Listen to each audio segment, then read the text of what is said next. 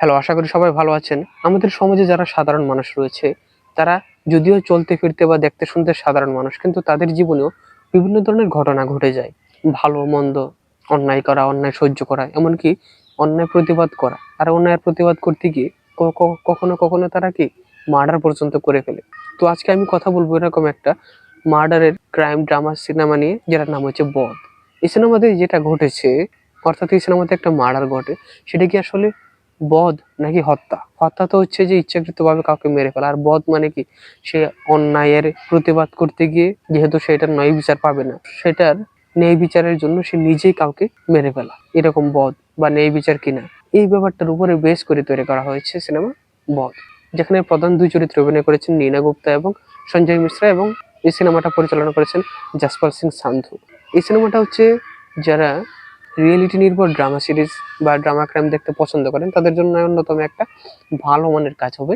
তো এই সিনেমাটাকে আমি কেন ভালো বলছি, এই ব্যাপার নিয়ে আপনাদের সাথে যদি আরো কথা বলতে চাই, তাহলে শুরুতে এটার প্লট নিয়ে যদি আপনাদের সাথে আমি কথা শেয়ার করি, সেটা হচ্ছে এই সিনেমার প্লট হচ্ছে যা 50 ঊর্ধ্ব এক দম্পতি, যারা তাদের সমস্ত টাকা পয়সা খরচ করে এবং এর সাথে সাথে বাড়ি বন্ধক দিয়ে এক জায়গা থেকে টাকা ধার নিয়ে তাদের একমাত্র ছেলেকে আমেরিকা পাঠায়। সেই আমেরিকায় যাওয়ার পরে সেই ছেলে আর তাদের সাথে যোগাযোগ করে না। কল দিলে বা যোগাযোগ করতে চাইলে উল্টো 5-10 হাজার টাকা পাঠিয়ে কথা শেষ করে দেয়, যোগাযোগটা ওইরকম রাখে না। তো তাদের ছেলের জন্য এক ধরনের খুব তাদের মনে কাজ করছে। অন্যদিকে যে পাওনাদার টাকা পায়, সে তাদের বাড়িতে সে বিভিন্ন ধরনের অন্যায় অশ্লীল কাজ করছে, মদ্যপান করছে। এমনকি এক সময় সেই বাড়াবাড়িটা যখন সহ্যের মধ্যে থাকতেছে না, তখন এক পর্যায়ে সেই পাওনাদেরকে সঞ্জয় মিশ্র হত্যা করে। এই হত্যাটা কি বধ নাকি এই হত্যায়? এবং সেই হত্যা যে করলো, এটা কিভাবে তারা সামাল দেয়, পুলিশকে কিভাবে সামাল দেয়, এই লাশগুলা কি করে, লাশের টুকরোগুলোকে কি করে, এইগুলোর উপরে বেশ করে তৈরি করা হয়েছে সিনেমা বধ। যেখানে মূলত নীনা গুপ্তা এবং সঞ্জয় মিশ্র অভিনয় করলেও আর সাথে সাথে রয়েছে অন্যতম একটা পরিচিত মুখ সৌরভ সচদেব। আর সঞ্জয় মিশ্রা, নীনা গুপ্তা এবং সৌরভ সচদেব, তারা তাদের বেস্ট পারফরমেন্স দিয়েছে এরকম মনে হলো।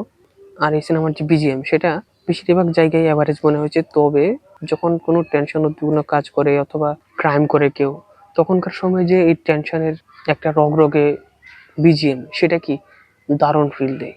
আর এখানে আমি আরেকটা সাইড বলে রাখি, যে যারা মেসি এন্টারটেনমেন্ট সিনেমা দেখেন, তাদের জন্য কি সিনেমাটা প্রায় প্রথম হাফ পর্যন্ত মনে হবে যে খুবই স্লো, কারণ স্টোরিটা বিল্ড আপ করতে করতে তো অনেকখানি সময় লাগে। কিন্তু যখন সিনেমাটা কতক্ষণ দেখে ফেলবেন, তখন সিনেমাটা ভালো লাগবে যে এরপরে কি করবে।